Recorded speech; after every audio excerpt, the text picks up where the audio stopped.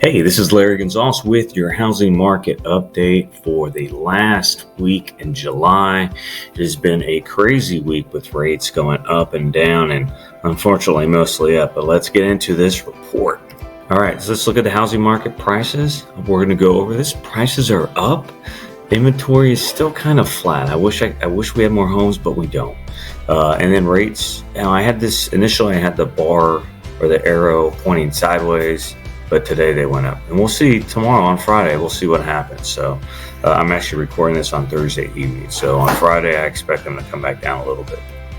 Headline news, well, the Fed was in the news this week. The Fed raised the Fed funds rate. It's not the same as 30-day rates, but it did have an effect. Actually, interest rates went down for a little bit. Yes, on Wednesday, when the Fed made their announcement that they were increasing the Fed funds rate. So we'll get into that.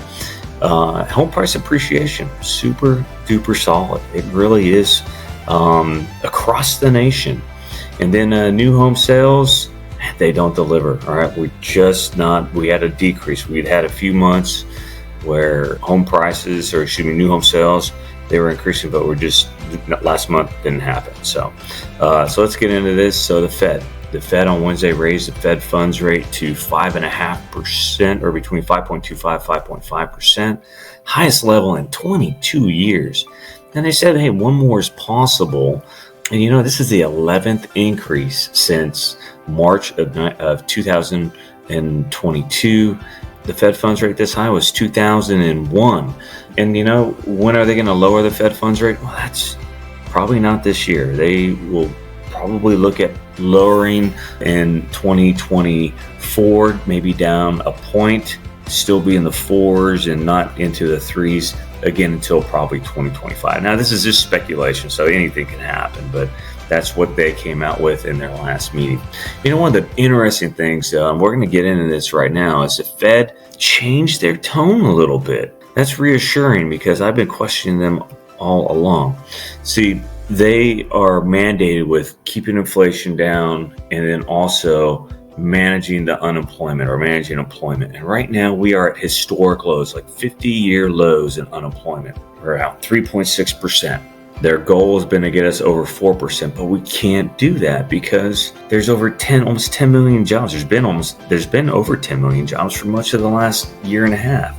We're at 9 million now. We only got 1.7 million people who are unemployed. So if somebody wants a job, they're going to get it. So unemployment is still at 3.6%. And they said, you know what, the inflation is still coming down. So maybe you're not going to see unemployment go up. But we did get the unemployment report. The weekly unemployment report came out on Thursday, and unemployment initial claims were down. They're at 221,000, which is like 7,000 less than last week. Continuing claims had a 59,000 person drop, only at 1.69. So you're starting to see continuing claims go down because, again, people need jobs. They're there. Fed wants 4.5%. We're not going to get there. We're really not, unless we go into a really big recession. And we just had GDP numbers come out. GDP was exceptionally strong for second quarter. So a recession, we'll see what happens there. So let's talk about home prices. All right. If you're waiting for a housing crash, not going to happen. All right. Case-Shiller report, gold standard for appreciation. We got two stories here. All right. We had another monthly increase, 0.7%. While we are down annually year over year by half percent. Just remember, last year in May, we were near the peak. So off of that peak, which is actually in June, we're only 0.5% down. And that's pretty good. And again, month over month, we're going up. But look at the top cities. Look at that, New York, Cleveland, and Detroit. Top cities for appreciation month over month. Annual, Chicago, Cleveland, New York. Why? Because those during COVID, they took a hit.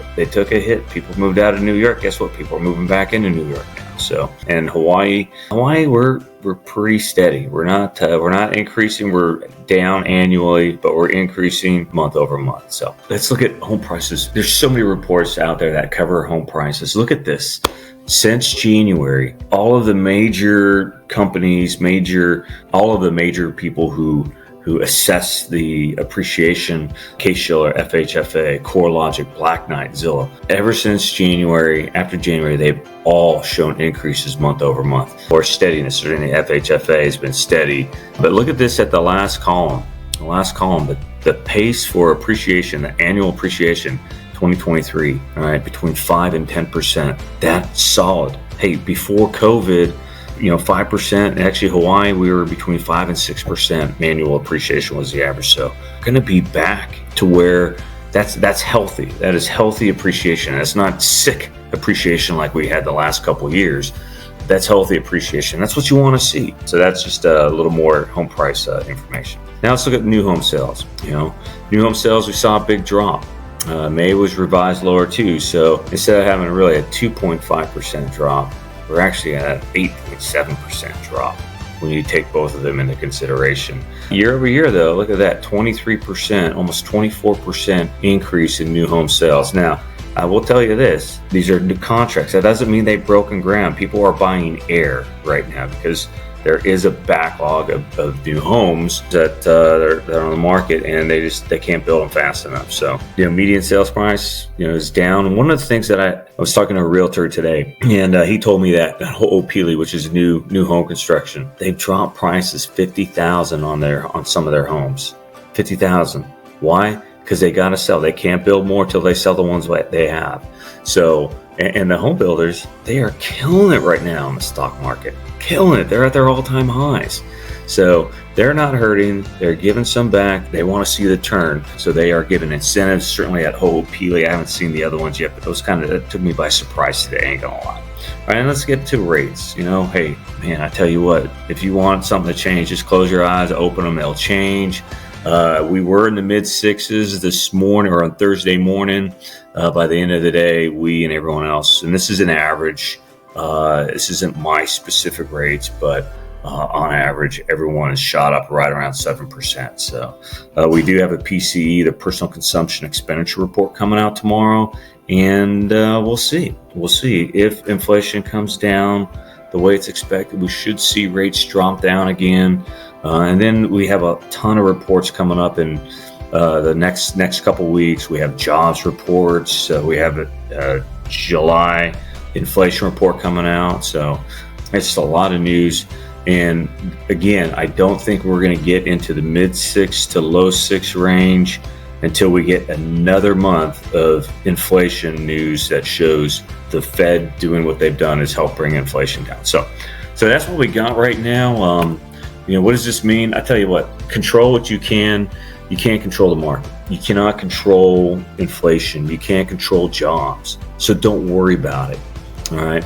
What you can control is putting your family in a situation that is going to give them financial freedom.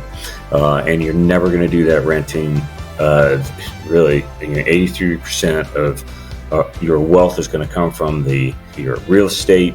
So, buy the home, you'll refinance later. I just had that conversation with a few folks. The key is you get the home. All right. And there's not a lot of them out there. But I will tell you this, inventory in Eva Beach, where I live, I see it starting to go up. Sellers or buyers are still able to get, seller credits. And I'm seeing that. I'd say not every one of my transactions, but certainly, at least half of them are getting some sort of a seller credit to help them buy down their rate. So buyers, I just showed you home price appreciation 10% this year. So what does that mean? That $500,000 home is going to appreciate $50,000 this year. So you wait, you're paying $50,000 more for that same home next year. So affordability, it's not going to get better, all right, until rates go down. That is an issue. And that's you have to look at your budget. And like I said, pay me now or pay me later. The key is to get the house. Every home I've ever owned, guys, I've refinanced. Sellers, hey, low inventory is your friend. We are squarely in a seller's market. Just, don't be greedy. Don't be greedy. And then talk to your LO. If you're considering selling, talk to your LO. If you have a life situation, shit's happening, then guess what? Maybe you need to move, but you're not sure you can. Talk to an LO. Talk to a loan officer who's not going to try and push you to sell if you don't need to, but it's going to kind of run the numbers for you. Maybe you've run up a lot of debt. Do you have a ton of equity? Maybe to cash out refinance. I'm doing them right now. So not a lot, but I'm doing them because everybody's different. So anyway, again, control what you can. You cannot control the market, so don't worry about it. All right. It's out of your control. All right, guys. Have a great week. Have an awesome weekend. Stay cool. All right. Aloha.